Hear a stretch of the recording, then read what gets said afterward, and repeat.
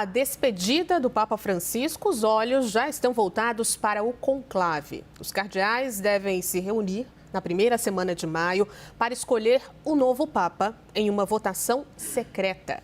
7 cardeais brasileiros participam dessa escolha e é por isso que a gente volta a falar sobre esse assunto ao vivo com Américo Martins, que tem detalhes e algumas apostas. É isso, Américo?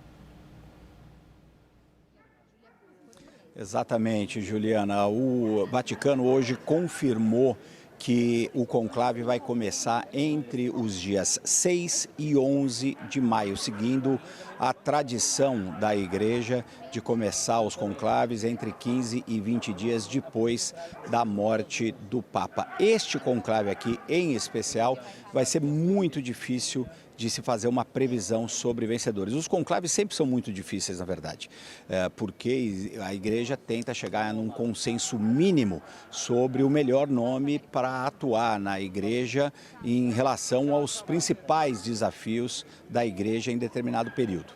Os cardeais já estão chegando aqui à cidade do Vaticano, aqueles que moram aqui nas proximidades, em países da Europa, já estão chegando, outros ainda a caminho. Por isso, inclusive, que o conclave demora aí entre 15 e 20 dias para começar. São 135 cardeais que vão participar dessa eleição, são os cardeais com menos de 80 anos, e existe um outro elemento que traz um outro nível também de imprevisibilidade nessa disputa, que é o fato de que com as reformas que foram feitas pelo Papa Francisco, aumentou muito o peso político de continentes como a África e a Ásia, e diminuiu um pouco o peso político da Europa. A Europa continua tendo o maior número de cardeais neste colégio, 53, mas menos influência do que já teve. O Papa, inclusive, nomeou nos anos finais do seu papado, cardeais em países que nunca tinham tido um cardeal católico anteriormente, como, por exemplo, o Irã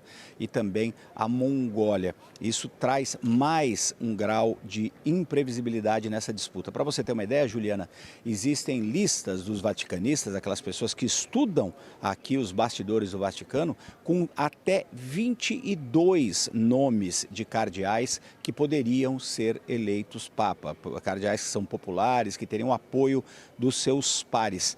Isso significa que a cada 6 cardeais que participam do conclave, um teria a chance de ser eleito. Então, é uma disputa muito aberta. Os cardeais já estão aqui, já estão discutindo quais são os principais desafios da Igreja para tentar chegar naquele consenso mínimo que eu disse. Existem algumas apostas, no entanto, alguns nomes que seriam mais fortes. Muita gente diz que o próximo Papa muito provavelmente vai ser um europeu e possivelmente um italiano novamente, depois de uma sequência de três papas forasteiros, um polonês, um alemão e o Papa Francisco, o primeiro latino-americano a ocupar o posto. 3 italianos estão entre os principais nomes, o Pietro Parolin, que é o secretário de Estado, do Vaticano.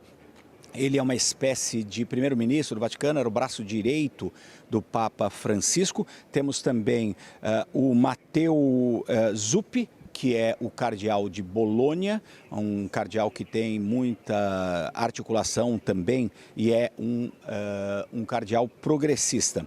Mas temos também alguns nomes conservadores e nós temos informações de que os cardeais dessa ala conservadora, estão tentando fazer um lobby e estão tentando fechar em um nome para aumentar as possibilidades, as chances de um cardeal conservador eventualmente ser eleito. Entre os principais nomes conservadores estão Péter Erdo, que é o cardeal de Budapeste, a capital da Hungria. Inclusive ele tem muitas relações com o Orbán, o primeiro-ministro ultraconservador da Hungria, e inclusive um cardeal africano de Gana, Peter Turkson, que também tem um perfil bastante conservador. Inclusive, a Igreja Católica na África, hoje em dia, tem também essa posição muito mais conservadora do que em outras partes do planeta. Agora, como eu disse, tudo muito aberto. 7 cardeais brasileiros também participam do conclave, Juliana, mas as chances de um brasileiro ser escolhido logo na sequência de um